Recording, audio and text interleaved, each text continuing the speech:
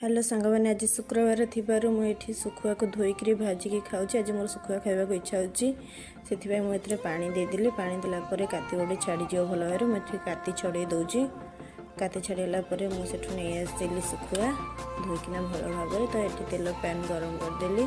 शुखुआ किसी हलदी गुंड पकईकी गोलैदेली। तापर शुखुआ को लेकिन पैन में पकेबा। देखो तेल गरम हो गला शुखुआ पकईदबा। मुझे गोटे पर गोटे शुखुआ पकईकिना भाजिली।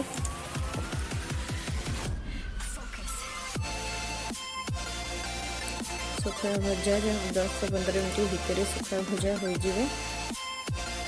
देखते शुखुआ भजा आस्ते आस्ते डार्क कलर पड़े आसला।